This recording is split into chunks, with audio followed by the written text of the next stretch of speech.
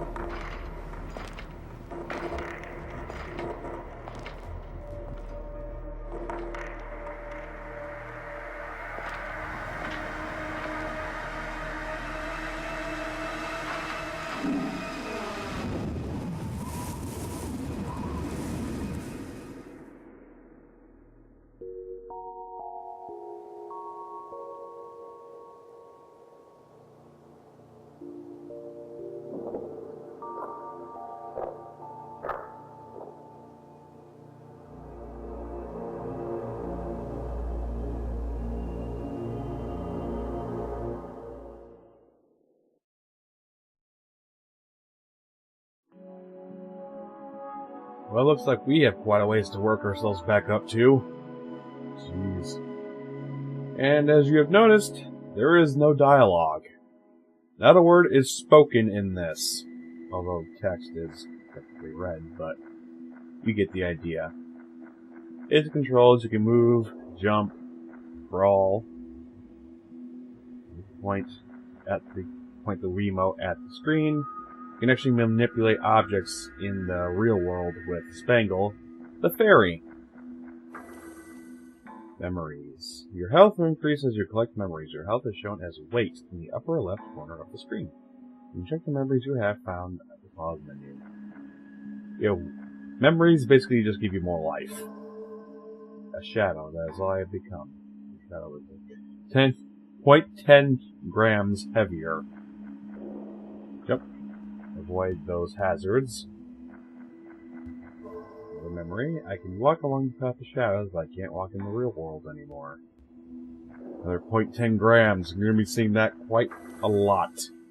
Monitor eyes. Unlock monitor eyes if you make your way through each stage. Unlock one, all you need to do is touch it. There are 3 monitor eyes in each level. Oh my god, there are a lot of levels. Move from shadow to shadow if they connect it. Shadow ends, that's as far as I can go. 20 grams. And this is where you can manipulate stuff in the real world. See, if you hold B and Spangle starts to shine on something, you can then manipulate it by tapping the B button. That's basically what this is going to tell you. Yes, move objects to create a path in what might appear to be a dead end. Yes, I just explained this. Get out of here. One bad thing immediately that you can see from the game is that nothing is really explained. Like, what is the child doing here? What the hell was that guy doing with his shadow? What does he want with his real body? not really explained all that well. If at all, really. But we press on. We must get what we have lost. Memory. If I can clean that tower, maybe I can get my body back. At least I hope so. Otherwise, this game would kind of be quite short. Shadow walls. Shadow wall blocks the exit of each stage. You cannot proceed to the next area without getting rid of it. With a spear, unlock all 3 monitor eyes on the stage and touch the wall.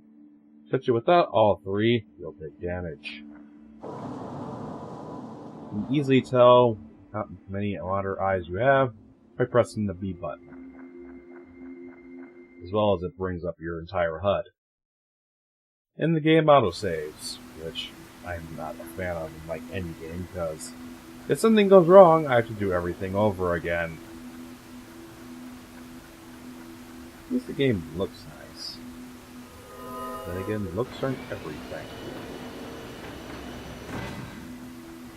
So again, I gotta ask, what kind of game do you classify this as? A puzzle game? An adventure game?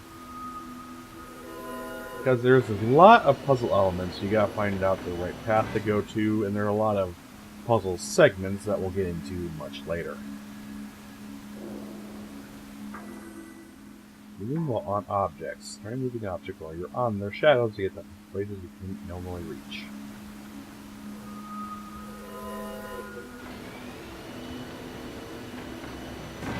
Knowledge. Once you've fully charged up a spot, you don't need to hold it down anymore. Thankfully.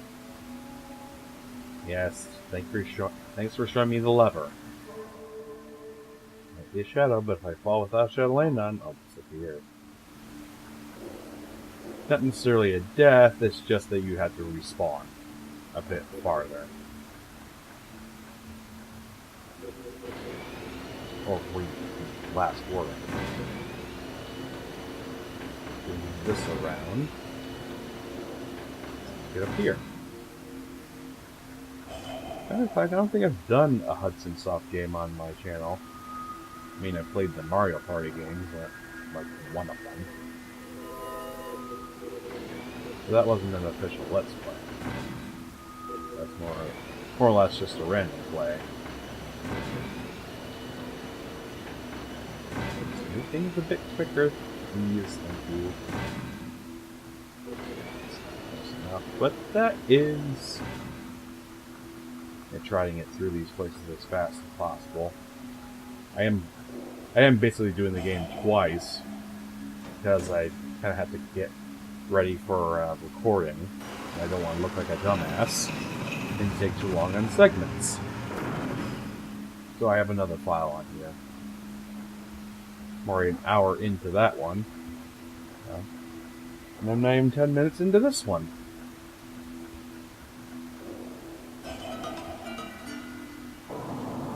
Of course, in the early stages, it's going to be relatively quick to get to the end of them. But as you go on, it's going to take a long, long time. Station's lower structure. Also, who the hell built this place? Doesn't seem like a too inviting of a location.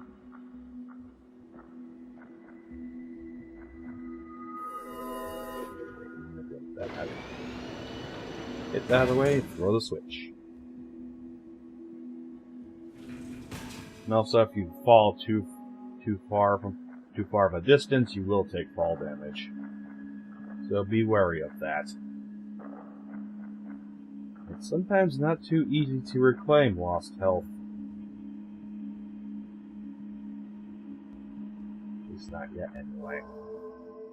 Trap, someone's to put it here. You don't say, genius.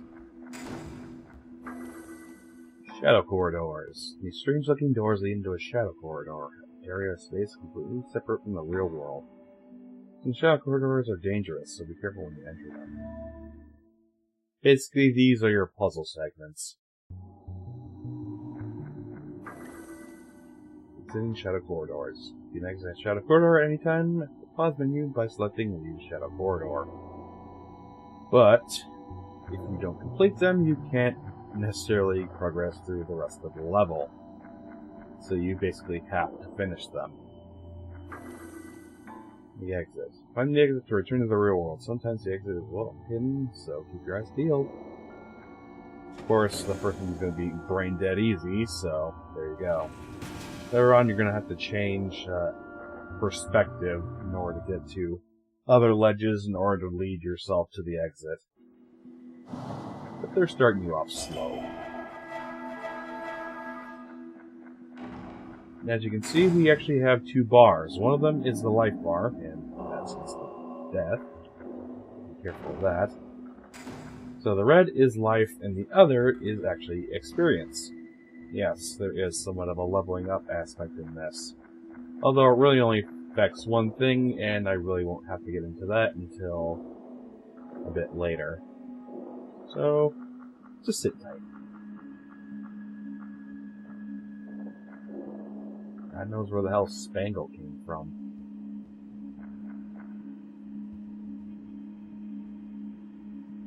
And like the game says, there are a lot of memories to collect, but you don't have to collect them all in order to get the ending or anything like that. I believe there's at least 90 of them, and some of them are quite a pain in the ass to get. Some you don't really get a chance to get until you pretty much completed the game already. I missed that one.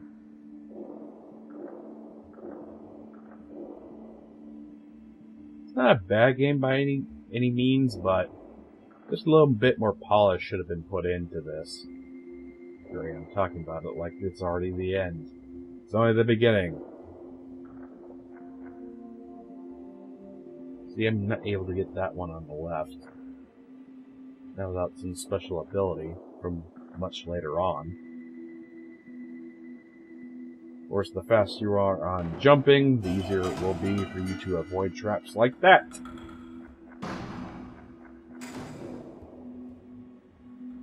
Ooh, I just made that one.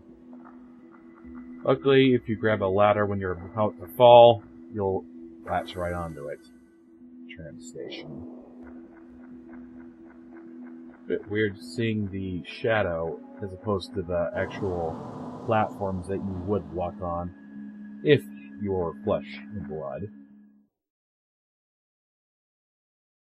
It's a unique take on a platformer. It's not all about using 3D modeling or anything like that. In fact, I don't think you really see one outside of cutscenes. It's all 2D. And these areas will heal you fully, which is a godsend if you're low on health. Rotating the stage. Swirls like the one on the right can be used to rotate the stage. For the swirl and press left or right in the control pad to rotate the stage 90 degrees in that direction. Changing the perspective of the shadows, you can have new areas to go to. Try rotating the stage in different ways. Be careful that you're not hit by shadows while rotating the stage, or have to try again. Rotate the stage and find your way to the exit. See? Like that. You gotta find the right way to rotate. Luckily, I don't think it takes any health away from you. That's your puzzle segment. You're going to be seeing a lot of these. The early ones aren't too difficult.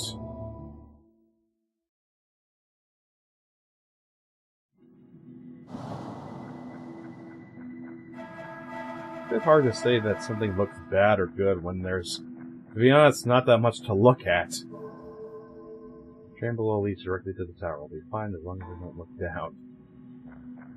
And also, how would he look anywhere? He's a shadow. He'd be only able to look forward, at least in the shadow world. Alright, let's go to the tower.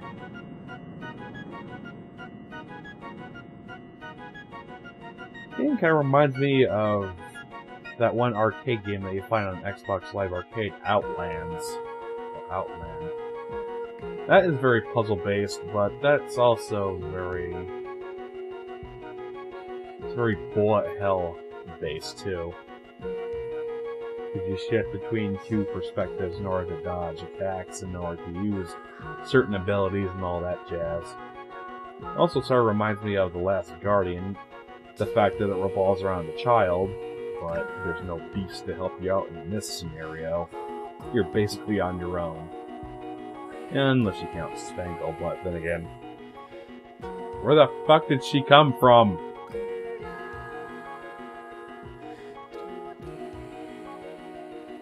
I expect this sort of thing out of a PS2 game, not necessarily a Wii game. We have a title, ladies and gentlemen. We've seen it in the beginning. I always find it a bit awkward when games do that. After a certain amount of experience in the game, that just suddenly shoves the title in your face. We did the same exact thing in Kingdom Hearts. We got ourselves another Shadow Corridor.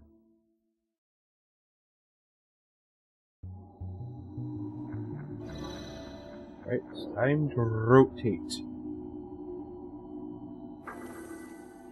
Swinging lamps. Point at a lamp with the remote and hold the B button to swing it. Swinging the lamp, you can move the angle of the shells to open up new paths. Oh god, I'm tripping balls. Apparently, Spangle can interact with the real world, it's just that we can't. The thing that she found us then. Well, I wish they'd explain some things. I wonder what led Hudson to create this game in the first place. Yeah, it's not like they could exactly spring a franchise out of this. Ours has defense mechanisms in place. They're meant to remove unwanted outsiders. Can't talk today. Path to the tower. I hope so.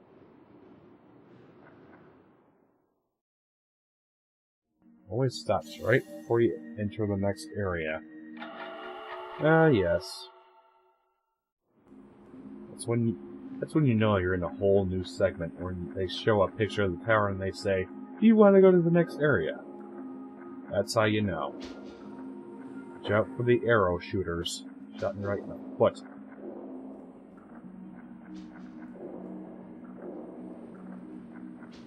Other than that, they're not too hard to dodge. Just gotta keep watching the shadows. Don't be watching the actual objects. That can kind of be disorienting for first-time players. I know it was for me.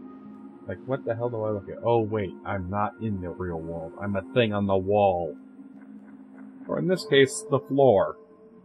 It's only the bottom of the tower. Dear God. There are way too many damn floors in this place. Ooh, a shiny sword. There's some platforms. Those around here. Kill myself. In a stupid way. Gotta fix my Wiimote's calibration. It's acting funny on me. Drop down gently now. I don't want to break our shadow legs.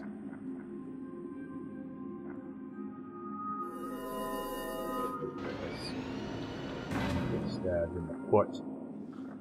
And another shadow corridor. One thing I remember from this game is that one section that really got to me.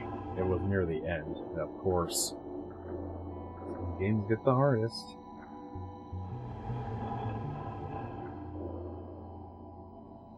It's a really trippy effect when that stage rotates.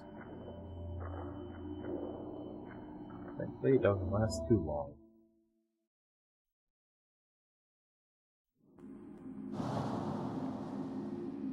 And let's reach this. More platforms. Madurai right next to there. Well, here's the shadow of a nasty spider. Eat me if I get close. Yes, we actually have enemies, believe it or not. So we need a way to defend ourselves. And the way to do that is with this. Now this is something that doesn't necessarily make any sense. As you see, the boy pulls a shadow of the sword, so that makes sense. But then the sword just disappears. What the hell? Where the sword? The real thing is rusty and old, but shadow makes for a perfect blade. And now we get into combat. Press the B button to attack, and you get 3 consecutive attacks. You can also attack while you're kneeling or jumping. You can take these bastards out. It takes about 3 shots. As you can see, it had 1 jewel in it. That signifies how strong it is. Just happy I don't have to face these monsters with my bare hands. So the more jewels a monster has by its name, the tougher it be. Apparently I don't know how to fucking jump. In fact, I can probably take those spiders on right now. Yeah, thankfully they don't hurt too much. Here's where we get into the experience of things. Killing enemies obviously gives you experience. The experience you get, the higher your attack power will be. Yeah, your HP is not even affected when you level up. Kinda sad that way. And of course, the spiders are not the only enemies. Who knew? There's a plethora of them just waiting for us in the upper levels of the tower. Large stairway. Yeah, like I haven't seen enough of them. Yeah, that's what I want to know. Even the game is asking, what the hell is this tower doing here? Yeah, you rotten spider. Overall map. That's the plus button to open up the pause menu. From there you can see your position on the overall map. So yeah, we're barely even in the damn tower. Yikes. I'm not going to be looking at the map too often, so don't really expect me to pull it up too often. Early spiders are easy, they just take about 3 hits to take care of, but of course there's going to be bigger and badder versions of all of them. No flying guys can be taken out in 1 swipe. What the object of light is, I guess. It doesn't seem to do anything. What he's talking about is that you're not going to be able to do until near the end of the game. And so I don't feel like backtracking. You can stop a spider's lunge by, of course, smacking in the face. Always a good defense. Now they throw so many shadow corridors your way. Careful not to touch those flames. It reminds me of that factory level in the original Donkey Kong Country. Can't believe I'm making that kind of reference. Not to say that Donkey Kong Country is bad or anything, it's just when it comes to something like this, you don't really see much of a correlation between the two. Just keep on running right to the end. At least they're introducing you to things slowly instead of just shoving it right in your face. And of course the little bastard had to interrupt my jump. Back over here, you dry little tool. Get out of here. No one likes you. 3rd, 5th floors. At least when I complete a level at all, I'll save so I don't have to really worry all that much. When you get back to the game, you pretty much pick up exactly where you left off. So there's no real worry about losing progress. Another shadow corridor. Why am I not surprised? Don't move that way. This way.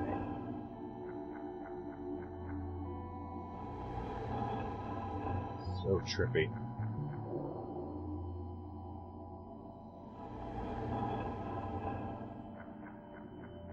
It's gonna be a lot more elaborate when things move on. And smashed my face right into it.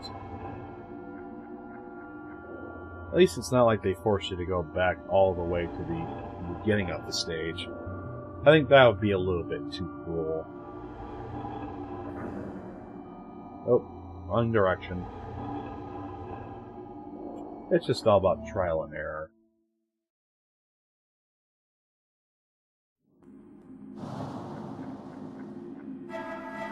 Just about after every single corridor, they heal you back up to full, which is nice.